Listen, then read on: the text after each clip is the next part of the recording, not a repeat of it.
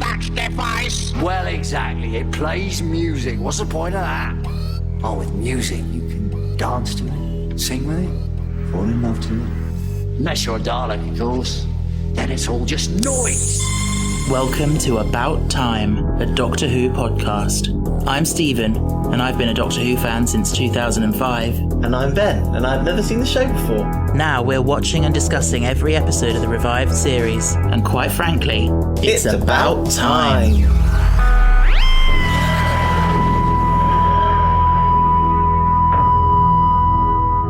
Hello. Hello. We're back. I guess we haven't got much news because it was only yesterday we recorded the last one. Yeah, but I did make a boo-boo this morning. Yes, this morning was funny. I got up for work, I left on time, caught the bus, got to work on time. Opened up the shop. Opened up the shutter, got through, looked at the rotor that is pinned up next to the manager's office. Oh, Ben, you're not supposed to be in today. It's your day off. Got moved. Yeah, and then, it was supposed to be someone else. And I was like, oh. So I waited for them to get in, and I said, I'm not supposed to be here. I ate my vanilla crown, and then I went home. Fair enough. But yeah, so we've now concluded the two-parter with Evolution of the Daleks. Yes. Did you like it more or less than the previous I one? liked it more. More than the previous one? Yes. You always do with the two-parters. Yes, because they've got more action in the second part. Yeah. And, like, don't get me wrong, okay, I still have issues with, like, some of the dialogue is a bit stilted and all this and that. But if you judged Helen Rayner throughout her whole arc of the episode, she didn't do a bad job. No, it's not bad at all. Like, the first part is weak because the story had to stretch. Yeah, and you have problems with that anyway. Yeah, because they have a tendency of not having enough story. Okay. Well, all I can say is I am very excited and interested to see what you think of the next two-parter. Okay. And I really hope you like it. But anyway, we're not there yet. The next two-parter is, what, episode 7 and 8? 8 and 9, I think. Oh. So yeah, you liked it more. What was your favourite thing about the episode? I love Tallulah. 3 L's and a H. Yeah. I like Laszlo. I felt like the actor was like, I can't wait to fucking get this mask off my face. Because I felt like he was always giving like Tallulah side eye and like, ugh. What do you mean? I don't know, I felt like he's a bit grumpy. Maybe that's just a pig nose. Yeah. I mean, you would be a bit grumpy if you'd been turned into a pig, wouldn't you? Yeah. The Doctor was good. I think it's a good one. Again, like I said about the last one, it's people tend to not like this two-parter. Yeah. And it's not the best outing the Daleks have ever had, but I do think there's a lot to enjoy about it. Yes. I think I will be honest, the whole human Dalek, did you notice through it? It was, I am the first human Dalek. And then it went in Dalek human. Oh, yes. Priority order. That's interesting. I hadn't noticed that, but yeah. I was like, oh, they wanted more Dalek than human, and the first one was more human than Dalek. Yeah, I really like actually the performance of, I don't know what the actor's name is actually, but the man who plays Dalek Sec. Is it the same man? The man who, he was Mr. Diagoras, and then now he's Dalek Sec. Yeah, he did a good job. Yeah, because I remember from Doctor Who Confidential, which I thought was really interesting. Basically, I remember the actor saying that when he read the script and he realised what he was going to have to do, he found it quite a daunting task because he knew the Daleks were iconic, but because he's American, he probably didn't understand quite the same way as a British person would. So he went to Nicholas Briggs for advice, who does the voice of the Daleks. Yeah. And he got Nicholas Briggs to basically record all his lines, all Dalek Sex lines, in normal Dalek voice, so that he could study the intonation. Oh. And not to say that he copied every line reading, but you can tell he got a flavour. Yeah, I think he did a really good job of having that sort of staccato Dalek delivery, but also with a touch of the human as well. Like when he says, "I am Dalek Sec," like it's got that sort of rising intonation as well, which the Daleks have. Uh-huh. I think he did a very good job. No, I think he did a good job. The only thing that let me down was the eyeball that looked soulless and didn't have anything good about it. I don't mind the eyeball. I think the eyeball's all right. The thing that most people have an issue with is... It's the fucking hands. Oh, okay, the hands, yeah. Not Mutant rubber gloves. Yeah. No, I was going to say the tentacles on his head. Oh, they like not move very well. Well, for some reason, people think they look like penises.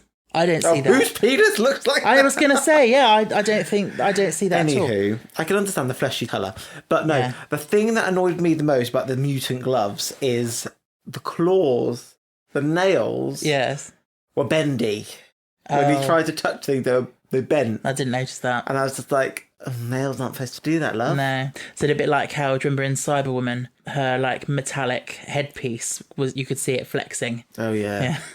But yeah, no, the hands, yeah. I think they weren't originally intending to do hands, which is why, if you remember in the previous episode, when he goes down in the lift, he's like, oh, it's cold, and he gets his gloves out and puts his gloves on, which I think they did because the intention was then we don't have to do his hands, he can just wear gloves. But then I think the team that did the prosthetic, they did hands as well. So, yeah. So, somehow, through being reverse birthed... Yeah. By Dalek Sec. Yeah. Do you know what that means? Reverse birthed? Yeah. Reverse birthed. Explain what you mean. He went back up the poo-poo. What? He went back up the vagina. Oh, when he got sucked in? Yeah. Yeah. Got reverse birthed. Okay. And then he got rebirthed. Yeah. I don't really know how it works. But, so inside Dalek Sec, he just took his gloves. Oh, it's getting a bit warm now. Let me take your gloves off. No. They dissolved in the process. Then his clothes should have dissolved. Yeah, I know. I didn't want a naked Dalek Sec. Absolutely not. So don't you think they should have modified his shell and he could ride around it like a little scooter? Do you know a certain other person? Yes, I've seen it. Rolls around like that. I've seen it. Have you? Yeah. Where? On Instagram. When? A couple of months back. Oh, so who are we talking about? I think it's the creator of the Daleks. What's his name? Scaro. No, that's the planet. Dalek. No, you've forgotten. Bob. His name's Davros. Oh, I wouldn't have got that. Okay. Anyway, he was the creator of the Daleks. But why? Why what? Why did he want to create a thing of such hatred? We have discussed this before. Oh, I can't bother to discuss it again then. But I would want to ask one question. Yeah. Is I seen this picture of him in a little shell with half a shell. Wheelchair. Why did he never become fully Dalek? If he thought this was divine invention. It's one of those things. It's a bit like John Lumick with the Cybermen.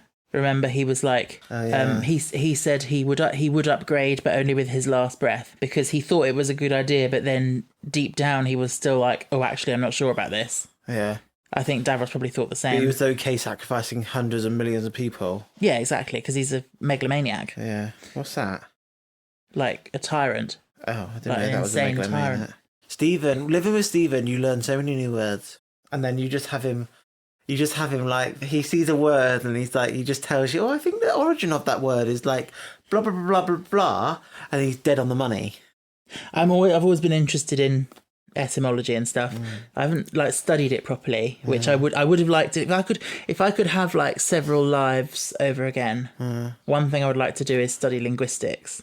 The thing is though, if you could do your university degree all over again, I think you would have chose something like linguistics, English, something like that. Yeah. Something that would have, because you love English and you love literature and you love the English language. I do, but I'm also lazy and my attention span for reading is not great. So, yeah. No, it's not, is it? Yeah. Anyway, I really like the bit when, do you remember in the tunnels, the two Daleks are going along and then they have a little bitching session? Oh, yeah. They was like, oh, what's your opinion of Dalek Sec? And then the other one, turns all the way around, looking over its shoulder to check the coast is clear. I think that's really funny. Yeah. There's a lot of funny, Dalek choreography in this. I can't remember exactly which point it is, but there's one bit where the Daleks in the lab, one of them says something like, we found the doctor, and then this other one just was doing something at a computer and it turns around 180 degrees, like, oh my God, what? Like that sort of vibe. It's so funny. Yeah. And speaking of other funny things, remember the pigs in the lift? Yeah. When there's shots of them going up while they're waiting for the lift to go up, the pig right in the foreground looks like he's impatiently like looking up at the dial, like, come on, come on, come on. He's like, I'm hungry. Yeah. And then it turns into barbecue ribs. Oh. Is that pork? Yes. Ribs? Is it? Yes. Oh, okay. I always thought it was beef. No, you'd like ribs. I think you've had ribs before. No. I'll try it one And day. we've discovered we lived near a TGI Fridays, which is one of my favourite places to go, but it's got very expensive in recent times. Yeah. It's a treat place. Yeah. That reminds me. It's sad, guys. We're not going away anymore. No, we're no longer going on our little trip. No. So we can tell them where we were going to go. Oh, yeah. We were going to go to York. Well, the vicinity of York, yeah. Yeah. Because we're not city people. No. And so we were going to go to this little B&B in a town close by to York. Yeah. But no, we've had some change of life plans, Yes. which has meant that we are trying to save as much money as we can. So luckily we had free cancellation, so we decided, you know what? We don't have to go away. We can save that money. Yeah. Which is fine. We still get a week off together. We still get a week off together, and we plan to go some day trips, to a few places, maybe. and we're gonna see if we can go to our happy place, which is the theatre. Yes. Because we haven't been for a while, and and I got some theatre tokens given to me recently, so that helps. So it's sad, but it's not sad because I know we'll have another chance to go there. We both agreed on it. We were very happy to make that decision. I think. Yes, I think it's. Yeah. I think I was a little bit relieved, if I'm honest, because if I had 2 weeks off, it'd be very different. Yeah, but you want to make the most of your time off. Yeah, and that long drive is hard. Like, Cornwall was hard. I do quite enjoy those long drives, actually. I enjoy them because we have a good chat. Yeah, and it's a nice feeling, that sort of exciting feeling of that you're driving so far away. Yeah. And you're going somewhere new. Yeah. And to be fair, like, I would absolutely love to go down and Sen and Cove and their fish and chips. Oh, that's the only reason you want to go back there, isn't it? Sen and Cove was delicious. If you're ever in Cornwall, there's nothing quite like getting fish and chips at the seaside and sitting by the sea, eating it, and watching out for seagulls, making sure they don't steal it. Yeah. And we queued up for ages. For these fish and chips, didn't we? Yeah, it was worth it. I mean, and they were delicious, fresh off the sea, fresh from the, what do you want to call it, a chip maker? Yeah, it was very good. We didn't go in the sea because we're not really sea people. We're not swimming people. I don't mind. I wouldn't mind, but like, I don't have the body to show off. So you've got a better body than me. It looks like a Christmas pudding. No, mine looks like a Christmas pudding. No, mine looks like a Christmas pudding. Anywho, moving on from that. Anywho. Anything else you want to mention? Tallulah was good. I like Tallulah. She got a bit annoying in this episode. Yeah, I just love the fact that we get like a side character in an episode who is like basically wearing sequins the whole time and like a glitzy showgirl. Like, oh yeah, I do want to talk about something actually. Yeah, they missed a cracker of a title. Oh, the pig and the showgirl. Yes. Do you know what that's a reference to? No. I think no, The Prince and the Showgirl, which I think is a film. We've watched My Week with Marilyn, right? Indeed. That's the film that... Oh, is that the film with Laurence Olivier and Marilyn Monroe? Yeah, that's the film they were making in that film. And I guess that's a reference to it. Do you believe Marilyn Monroe was pregnant and that's why the Kennedys killed her? I really don't know. Do you believe the Kennedys assassinated Marilyn Monroe? I know nothing about it. I don't know. Because obviously I'm not a private detective and I wasn't born in the 60s and blah, blah, blah, blah. But there's lots of conspiracy theories about her death. Be like Princess Diana. Oh, I 100% believe that was orchestrated by someone. Well, it's a fucking tunnel. Unless the paparazzi... I don't understand how they got in a crash. Unless the paparazzis were coming the other way on their side of the road... I don't know, trying to overtake her? Unless it was a fake or death situation and she's out there somewhere. Oh my God, Ben's conspiracy theories. Here we go again. Maybe she comes back when she's like 70 and looking glam and she's like, I'm back, bitches. Yeah, well, the perfect moment for that could have been the King's coronation. The perfect moment would it be like on the day of the King's coronation, she releases her first book, The Truth. Anywho, so you thought the pig and the showgirl could have been a title? Oh, I thought that was being an excellent What, title. for part 2 or for the whole thing? Or I think episode 1 would have been a good, because then it would have thrown you off, and you would then when the Daleks come. I think that's the problem with Doctor Who. I think when they I've put Daleks discovered- in the title. not that they don't. The titles aren't very good. What is the best Doctor Who title that you can remember? Can you ask me that when I can look at the When we list? look at the list. Okay, fine, I will. They do, sometimes they put Daleks in the title, and it's like, you try and keep it a surprise that the Daleks are coming up. Like, especially in the classic series, there were many ones that were like, such and such of the Daleks, part 1. And then the cliffhanger at the end of part 1 is the reveal of the Daleks. And it's like, well, we knew right from the beginning. Yeah.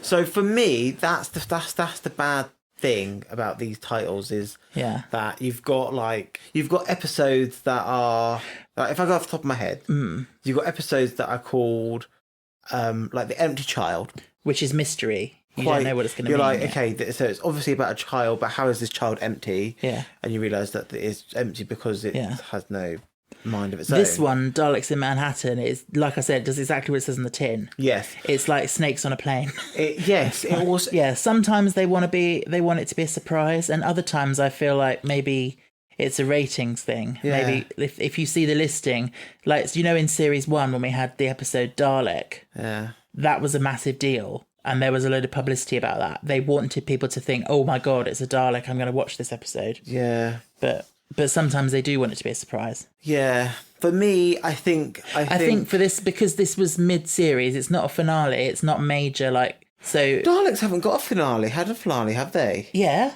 Series 1 and Series 2. They were in both finales. Oh, I can't remember those. What? Series 1 was the big Dalek god... Emperor of the Daleks. Oh, yes, that was a great episode. Yeah, and Series 2, it was the Cybermen, and then suddenly the Daleks came out of the Void Sphere. Oh, that was a great episode. Yeah, as well. see? I like the finales. Yeah. They do finales well. They do. Do. Epic finales. Oh, so this is another thing I want to say about titles. Everybody knows, like, does the screenwriter, or I don't think that's what you call them, screenwriters, do they get to name the title, or is it already named? When Russell T. Davies gives over the pack that this is what needs to happen in your episode. This is the arc that you're going to follow. Has he already named the episode so they have something to go off on, or does it get named after, or do they name it? I think it's a collaboration probably, and also things have working titles, and then the actual title may not be decided till later.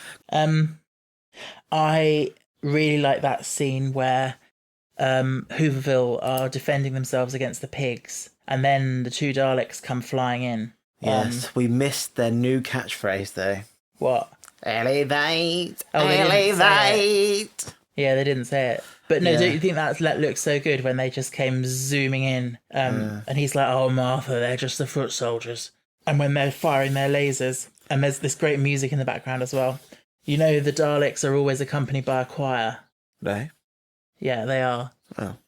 Every time they appear, there's a new kind of development of the Dalek music from Murray. And this time you get... I think they've got the words Dalek Sec in the lyrics.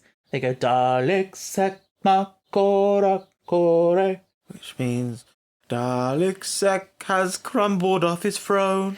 No, Crumbled off his throne. I think it means Dalek Sec, what is happening? What is happening? Because Makore, they always use that, and I think it's Hebrew. Anyway. Stephen is a knowledge of man. I'm a nerd. Nerd, that is you. You've gone into Rasputin. I was listening to that this morning, actually. Were you? I listened to Boney M, yeah. Grew up listening to Boney M. Yeah, I love that song. Da da Dalek Sec da da da da da da da da da exterminate. Anyway, and then moving on from that speech that Solomon has, his final stand. Oh yeah. It's like, you know, he's gonna get extra. Yeah, as soon as he starts speaking, you know how it's going to end. This is the end. This is an end monologue. This is a death monologue. Yeah, and you know, it's just a perfect illustration of what the Daleks are, because the way that he says he pleads with them and he says, if you have any compassion in your hearts, and you just know the answer to that. Well, they don't. They're ruthless. They're merciless. And then he's like, so, what do you say? And this dramatic pause. Exterminate! Yeah. I remember my parents watching that because I think I sat and watched that with them, and it got to that bit and my mum was like, saw that coming. Me and your mum are so similar. I tell you what else I like about this episode is... The Doctor. Well, yeah, he's always good. But no, it's the fact that the Daleks, or at least Dalek Sec, shows this capacity for change. And you always think of the Daleks as... Essentially, they're two-dimensional because they don't have any nuance. No. All they are is... Death. War. Killing and their own purity. Yeah. But he introduces this element of... Actually, maybe there's more. Yeah. And I think that's really cool. Do you think there's another one of those little capsules out there? Oh, the prison ship. Mm. The, what was it called? Genesis Arc. Yeah. There could be. Who knows? I'm just saying, not confirming one way or the other. Yeah. But where do you think Dalek Khan... What do you think's going to happen to him now? He's going to go to somewhere where he can wreak havoc. Recuperate. I have a suggestion for you. He's the last Dalek. Mm. He's just zapped himself into a random time. Mm. What if he ends up being the Dalek that was in Series 1 in Utah? But that means, Stephen, that we won't have to worry about him because he's already gone, yeah. Although you do keep saying that Dalek teleported. So who knows? Yes, he did. Who knows? Like the Doctor's been told he's not on his own, but Dalek Khan is definitely not on his own. Well, because I'm sorry, but the Time Lords are smarter than to get everyone locked into a time lock, and so the Daleks, they're smarter than that, and so there are people out there that are trying to recover, like the Prince of the Time Lords, which the Doctor is. He's some royal nobleman. Well, lords are already noble. Yeah. The Time Lords are essentially Gallifreyan nobility. Yeah, that's what I just said. Yeah. Another classic line from the Daleks. This is the most savage takedown in the world. When they said to Dalek Sec, "You told us to imagine, and we imagined your irrelevance." Oh dear, burn. Let me fire you with my little electric whisk. Yeah, and they've got him chained up like a dog on a leash. Oh, yeah. Kinky. Yeah. Our minds both went there. Yeah. Oh, dear. Yeah, poor Dalek Sec. He deserved better. But the Doctor even said, like, he was the one that was going to bring your people out of... Exactly. The darkness. Yeah. And out of... And actually, the Daleks are stupid. Yes. That's why they fail. Because they're blinded. Yes. They are a metaphor for hate will blind you. Yeah. And that one single Dalek Sec, was actually... He was the cleverest Dalek because he was seeing beyond that. Yeah. Yeah. Can we talk about the Doctor and his, multiple bluffs? Bluffs? Yes. Go on. He was like, kill me, and then he was like, kill me. I was like, oh yeah. And he was saved by storytelling twice. Yeah. I'm just a bit like, okay. Do you think he was bluffing in that first one, or do you think he was really getting just like... I think he knew that the humanity in the leader was going to protect him. So he was banking on that. But there was always I think he already knew there was a probability that this would be the end. But he would sacrifice himself for... He would, but he should know as well that just because they kill him, they're not going to leave the rest of them alone. Yeah. What I will say, though, the Doctor was like, Time Lord DNA got mixed up a little bit in this. I was like, for fuck's sake, no, it didn't. What a fucking weird-ass thing you've just said. The DNA needs to be in the tubes, not in the electric. The electric is only powering it. Okay. Oh, yeah, that's a really good point, actually. And also, why did the Dalekanium have to be on the mast? I fucking do not know. Now I come to think about it. Some kinky electrolysis. I don't know why it had to be on there. But, see, if you try and examine it too much, it will fall apart. But it was enjoyable. Don't get me wrong. Yeah. Okay, I think the overall arc was really good. And the second part was an enjoyable part. Watch it together as like a mini film. Yeah, I think it would stand up quite well. Yeah, I'm pretty sure DNA gets killed by electric. Yeah, it's the end of the day. We just got They just wanted to find. They needed a way to get them to not be 100% Daleks so that they could kill them all.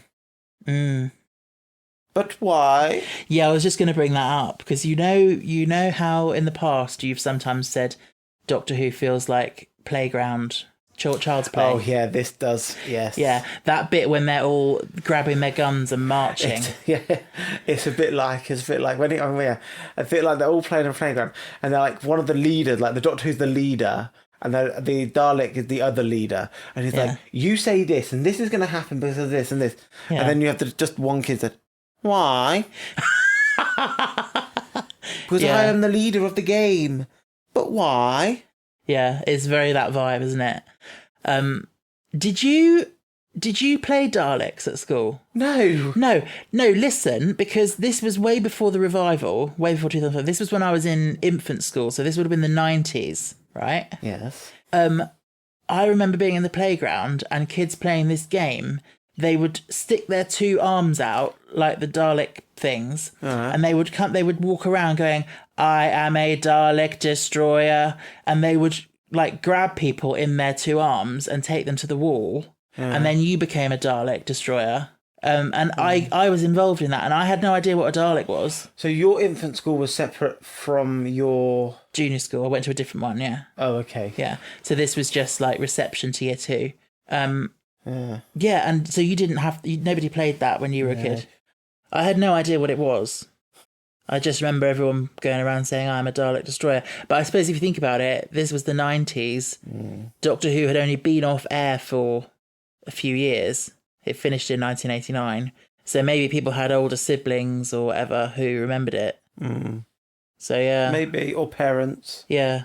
That still were rewatching them and stuff like that. Like, don't get me wrong, when I was at primary school, like, I knew of Doctor Who because my mum was a big fan growing up. She always used to say, "Oh, I used to watch this show called Doctor Who. I used to hide behind the sofa, hide behind a pillow. It was so scary." Mum, I've seen it. Don't say that because she'll have a go at me again. Anyway, we've gone off on a massive ramble. What did you think about the wrap-up for Laszlo? I felt the Doctor's a genius, as Thingy Sack said. Thingy Sack. Dalek Sack, Whatever. yes. I do like the fact that he saved him because like he said, enough people have died. So he was able to make that difference. Yes. But yeah, like, could he not have done some plastic surgery on him or something? I'm sorry, like, you've got human DNA in a bottle. Yeah. Like, at least he saved his life. Yeah. And him and Tallulah got to live together. Although he went to live in Hooverville, does that mean Tallulah was living in Hooverville as well? I don't know. If we ever see a new race of children, like old people with pig noses, we know they're ancestors.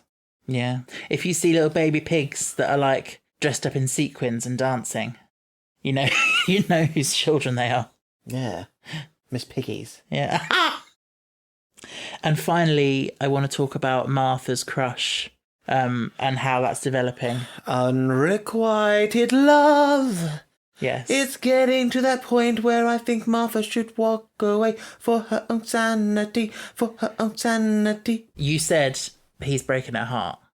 Because surely he can tell. Yes, he knows. The signals that she's dropping. Yes, but he's been a typical man in this episode, in these series. And not wanting to talk about it. No. He's been a typical man by throwing hot and cold signals. Oh. One day he's hot, next day he's cold, next term he's tepid. What signals is he giving back to her to show that he could be interested? I don't know, saving her? No, but that's just being nice. I don't know. I do think he, like, some of the way he looks at her, like, winks, and he's like... Yeah, that's true. And he's like, some of the way he actions around her, and... But that's just him. He's dashing, you know. If you say so. But no, I do feel so sorry for her when she was like, just goes to show, there's summer for everyone. And he was like, maybe. Just, like, walked off. Yeah. Like, yeah. If he kills her off in the series, which I think she might, because this series is reckless, I'd be really sad. It is dark, isn't it? Yeah. I'd be pissed off because you took someone who had the potential to be an amazing doctor. She's selfless, she's caring, she's creatively thinking, she's smart, all this. You rip her out of her homeland and home time just to have her potential just ripped away from her. Yeah. But it is just so sad to see her wasting her energy in that way. I would have gone home now. I would say, yeah. Do you know what? But I need to bow out. Having been in that situation, like, it's not that easy. No. It's because the feelings that you have for this person, even though it hurts you so much, they also partly feel good. You know, it's like you're getting a dopamine hit. Yeah. This person brings you some sort of happiness, even though they're also really hurting you. Like, you know what I mean? Yeah. And also because the feelings creep up gradually, you don't necessarily notice. Have you ever heard that analogy of, like, a frog? People say if you get a pan of boiling water and put a frog in it, the frog will jump straight out because obviously it's too hot. Yeah. But if you put a frog in cold water and then gradually heat it up until it's boiling, the frog will stay in it and sit in it until it's dead because it doesn't notice the change. Yeah. And it's like that with, you know, that people use that as an analogy for abuse as well. Like, you don't notice it because it's gradually creeping up. And I think it's the same for that kind of unrequited love as well. Yeah. Like, yeah, it's a tough situation. It really is. But yeah, the healthy thing for Martha would be to leave, wouldn't it? To go home. Yeah. Go home, continue a doctor learning medicine thing. Yeah. And just be happy. But what do you think about, from what you've seen so far of Martha as a character and this arc of her unrequited love? What do you think of that as a choice for the companion? Because a lot of people don't like it. No. A lot of people are like, oh, you know, like, why does she have to be pining after the doctor? Yes, I love Martha. Yeah. Like, she's better than Rose because of, like, she's good at creative thinking, she's good at asking the right questions, and I think she's got a great energy, and I think she's, like, where Rose feels dated to her time, I don't think Martha has that problem. I think she could have stepped, maybe the fashions a little bit, late 2000s. Have you noticed she's wearing the same jacket in every episode? Yes. I mean, to be fair, that's because she only thought she was taking one trip. She wasn't prepared, but still. I remember being on the forums at the time, and there was a thread that came up called Martha's Stinky Red Jacket, saying, like, she's been wearing it so long, it must be stinking. I'm sorry. The Doctor has a TARDIS that has many rooms. The Doctor has his own clothes that he wears over and over again. Yeah. I'm pretty sure they have some solution. Yeah. Or some shower. Look, we had a shower. That place had a shower an episode where it washed your clothes and you. Oh, the lift in New Earth. Yeah. Yeah, but maybe Time Lords don't sweat. Ugh. Okay. Like pigs. They have to slather themselves in mud in the sun. Pigs don't sweat? No. Oh, yeah. Okay, so shall we look at the list? Yes.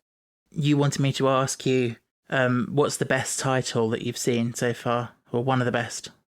Okay, some of my favourite titles are Empty Child, as I spoke before. Yeah. Love and Monsters, I quite like. The Unquite Dead is quite good. Idiot Lantern's quite good.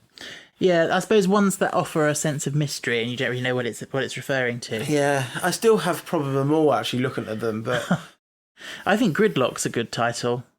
Yeah. Anyway, where's Evolution of the Daleks going? In between Bad Wolf and Unquite Dead. Okay, that's a good place for it. So that's number 14. Yeah. And my turn. This is the bit that I hate because I find it so hard to commit to a place. I'm going to put it... I guess I'm going to put it just above last week's, which now puts Evolution of the Daleks at number 26. But like I said with the other one, like, it doesn't mean I don't like it, because I actually really do like it. I just like all the others a bit more. There's a lot less space between mine than there is between yours. Yeah, of the ones we've watched so far, the only ones I actually really dislike are Fear Her and The Long Game. Oh, Fear Her. That's at the bottom. Remember that? Yeah. The child that could draw. Yeah, that's at the bottom of both our lists. And then she released her out of her mouth. But again, Fear Her isn't the worst episode ever. Like, if I took into account the whole of New Who, Fear Her would not be at the bottom. New Who? As in from 2005 to today. Oh, is there bad episodes to come? Well, it's all subjective, isn't it? But in my opinion, yeah, there are worse ones than Fear Her. Anyway, before we go, would you like to know the title of the next episode? Indeed.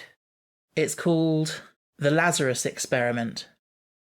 Do you know who Lazarus was? No. Someone in the Bible.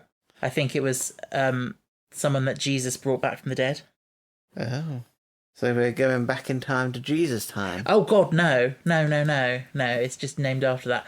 But there's a certain actor in next week's episode who has written for the show in the past and is now being in an episode. Mark Gatiss. Yeah, you knew, because he's a man of all trades. Because you keep going on, oh, he's an actor, he's a writer, he's a screenplay, he's a director. Yeah, he is very talented. And that's great, and I hope he does a really good job. Well, we'll discuss that next week when you watch it. So, thank you for listening. You know where to find us on socials and all the listening platforms, etc. Links are in the show notes. Tell a friend. Yes, do spread the word, because if you're enjoying this podcast, tell other people about it, because we always like to welcome new listeners. But until next time, the only thing left to say is emergency temporal shift. Bye. Bye.